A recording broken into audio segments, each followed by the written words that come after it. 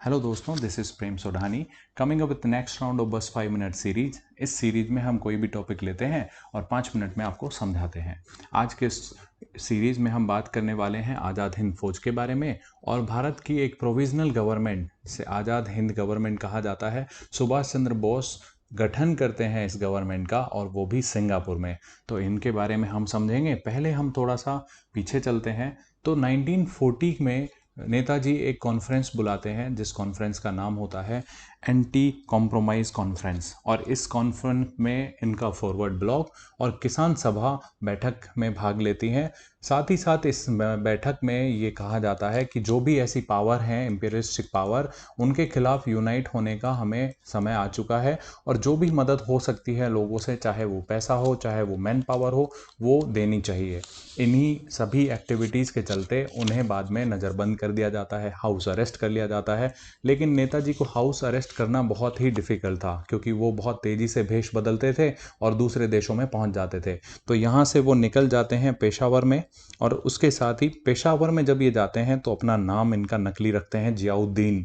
और उसके बाद ये बाद में हिटलर से भी मिलते हैं, और हिटलर से जब मिलते हैं जर्मनी में जाके तो ये अपना एक नाम रख लेते हैं ऑरलैंडो मोज़र्टा। तो उस नाम से ये हिटलर से भी मिल लेते हैं। साथ ही साथ जर्मनी में इन्होंने फ्रीडम आर्मी या फिर मुक्ति सेना की भी स्थापना की, और इस मुक्ति सेना या फ्रीडम आर्मी में जो भी लोग थे वो प्रिजनर्स ऑफ वॉर थे, यानी ऐसे लोग जो युद्ध में बंदी बनाए गए थे। उन सब की मदद से इन्होंने यहाँ पे मुक्ति सेना का गठन किया था। और यहीं पर जर्मनी में फ्री इंडिया सेंटर इन्होंने खोला था। इसी फ्री इंडिया सेंटर के साथ इन्होंने जय हिंद का नारा भी यहाँ से लॉन्च किया था।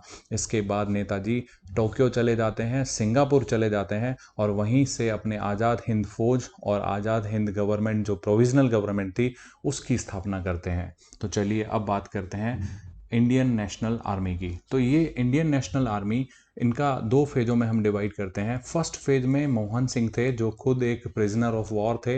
ये सोचते हैं कि क्यों न ऐसी सेना बनाई जाए जो भारत की आज़ादी के लिए लड़ेगी। तो ये मोहन सिंह का आइडिया था और वो सोचते हैं कि ये आर्मी बनाई जा सकती है उन लोगों की मदद से जो खुद क्या हों, प्रिजनर ऑफ वॉर्स हों। और ये इन प्रिजनर ऑफ वॉर्स की मदद से आर्मी का गठन करते हैं जिसे इंडियन नेशनल आर्मी का नाम दिया जाता है।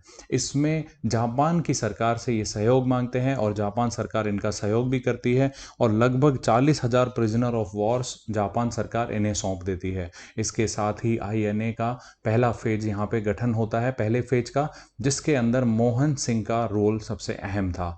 लेकिन जब भारत सरकार के ब्रिटिश सरकार के अगेंस्ट जब जापान अपना अटैक लॉन्च करती है तो उसमें मोहन सिंह के अंडर में जो कमांड जाती है उसमें सैनिकों की संख्या के ऊपर लेकर जापान के साथ इनके मतभेद हो जाते हैं, और इसके बाद मोहन सिंह को अरेस्ट कर लिया जाता है। इसके बाद बात आती है दूसरा फेज, और दूसरा फेज था सुभाष चंद्र बोस के अंडर में। लेकिन उस दूसरे फेज में जाने से पहले यहाँ पे रास बिहारी बोस के बारे में जानना थोड़ा ज़रूरी हो जाता है। रास बिहारी बोस 1915 में जापान आ चुके थे क्योंकि उन्हें भारत में अपनी गतिविधियों के चलते ढूंढा जा रहा था, तो इन्होंने जापान में आके शरण ली थी। और ये जापान के इसके बाद नेचुरल सिटीजन बन जाते हैं, और यहाँ पर ये एक क्लब की स्थापना करते हैं, that was Indian club of Tokyo. और यहाँ पे जो इनका एम होता है that is to aware the people about the western imperialism, मतलब लोगों को जो इम्पीरियलिस्टिक पावर्स हैं जो कॉलोनी बनाए जा रही हैं अपनी, खास करके जैसे ब्रिटेन हो गया, उनके बारे में बताना, उनके बारे में समझाना। इसके साथ ही साथ ये 1942 में इंडियन इंडिपेंडेंस लीग की भी टोक्यो में ही स्थापना करते हैं। अब मोहन सिंह की जो आईएनए थी वो भी इंडियन इंडिपेंडेंस लीग के अंडर मिल जाती है और रास बिहारी बोस के कंट्रोल में आ जाती है।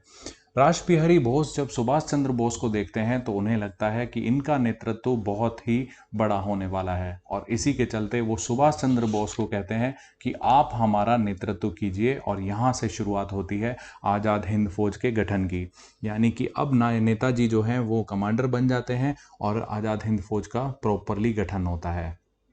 अगर हम बात करें आज़ाद हिंद फौज की, तो इसे अर्जी हुकूमत आज़ाद हिंद भी कहा जाता है और इसकी स्थापना सिंगापुर में की जाती है। ये जो है आज़ाद हिंद फौज के साथ साथ ही प्रोविज़नल गवर्नमेंट बनाई जाती है, और ये प्रोविज़नल गवर्नमेंट सिंगापुर में पहले बनाई गई थी, ये देखिए सिंगापुर में, और उसके बाद यही provisional government Andaman and Nicobar में भी बनाई जाती है। ये तब बनाई जाती है जब जापान ब्रिटिश इंडिया के अगेंस्ट वॉर लॉन्च करता है, और इसी जापान के साथ जो आज़ाद हिंद फौज है वो भी आती है, और ये दोनों अंडमान एंड निकोबार दोनों ही द्वीप जीत करके आज़ाद हिंद फौज को दिए जाते हैं, या आज़ाद हिंद की प्रोविज़नल गवर्नमेंट के हवाले कर दिए जाते हैं। इसके बाद इनके नाम बदल दिए जाते हैं। इसका नाम रख दिया जाता है शहीद द्वीप, जबकि निकोबार का नाम रख दिया जाता है स्वराज द्वीप। और इन दोनों द्वीपों के साथ ये दोनों भी आज़ाद हिंद सेना, या फिर यूं कहें आज़ाद हिंद की प्रोविज़नल गवर्नमेंट के अंडर में आ जाते हैं। इसके बाद जो कैपिटल्स होती हैं, पहले तो कैपिटल थी पोर्ट ब्लेयर, यानी कि आप देख सकते हैं ये जो पोर्ट ब्लेयर है that was the capital. But बाद में कैपिटल इन एग्जाइल, यानी कि जब संकट की घड़ी आती है तो सिंगापुर एंड रंगून में भी शिफ्ट करी जाती है। सबसे खास बात ये थी कि आज़ाद हिंद की जो गवर्नमेंट थी, प्रोविज़नल गवर्नमेंट, इनको एक्सिस पावर ने रिकॉग्नाइज़ किया, और एक्सिस पावर में आपको मालूम होगा जापान था, जर्मनी और इटली, ये कंबाइंड रूप से एक्सिस पावर्स थे, और साथ में इनके जो भी अलाइज थे उन्होंने इस सरकार को मान्यता दी थी। अब बात आती है कि आज़ाद हिंद फौज या आज़ाद हिंद प्रोविज़नल गवर्नमेंट का गठन क्यों किया गया। तो आज़ाद हिंद फौज के गठन के पीछे जो सबसे बड़ा उद्देश्य था that was the armed struggle.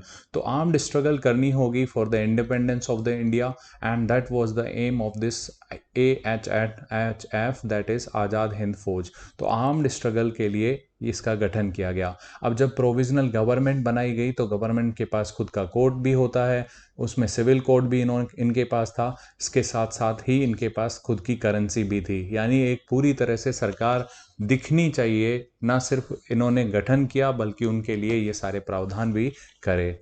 इसके साथ साथ प्रोविज़नल गवर्नमेंट में सुभाष चंद्र बोस स्वयं पीएम बने, तथा ये मिनिस्टर ऑफ वॉर भी थे और मिनिस्टर ऑफ फॉरेन अफेयर्स भी थे। तो इनका पद बहुत बड़ा था, क्योंकि सारे कर्ता धर्ता यही थे।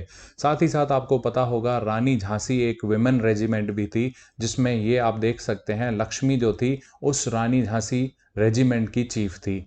इसके साथ ही रास बिहारी बोस इनके मेन एडवाइजर होते हैं। तो इस तरह से ये प्रोविज़नल सरकार का गठन किया जाता है। अब बात करते हैं कुछ इंपॉर्टेंट फैक्ट्स की जो आपको जानने चाहिए। सबसे पहला फैक्ट है कि शाह नवाज एक इनके आज़ाद हिंद फौज के ही INA के आप कह सकते हैं। ये इंडो बर्मा वार में कमांड लाते हैं अपनी, और इनके अंडर में भारत पे हमला करता है जापान, और ख़ास करके जब जापान के साथ होती है INA।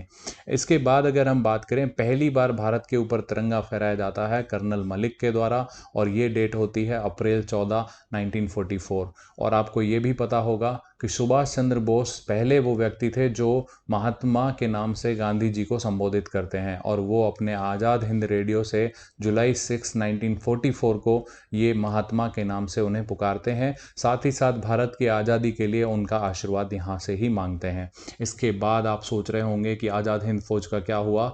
तो 15 अगस्त 1945 को जापान सरेंडर कर देता है, और उसे मजबूर किया जाता है घुटने टेकने पे। साथ ही 18 अगस्त को नेताजी सुभाष चंद्र बोस भी मिस्टीरियसली गायब हो जाते हैं, या फिर यूं कहें कि ऐसा कहा जाता है विमान हादसे में उनकी जान चली गई। तो इनकी मृत्यु के साथ ही ये पूरी तरह से आज़ाद हिंद फौज ख़त्म हो जाती है।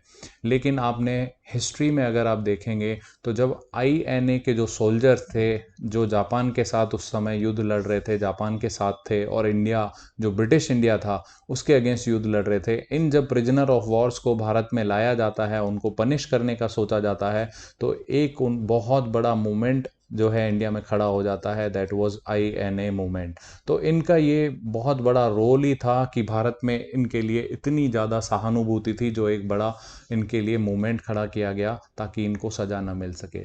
तो ये था आज़ाद हिंद फौज और आज़ाद हिंद की प्रोविज़नल गवर्नमेंट के बारे में। आई होप आपको ये वीडियो समझ में आया होगा। अगर ऐसा है तो आप हमें इन सभी प्लेटफॉर्म पर ज्वाइन कर सकते हैं और हमसे जुड़ सकते हैं। वीडियो को लाइक करें, कमेंट करें एंड शेयर करें। Thank you very much for watching this video.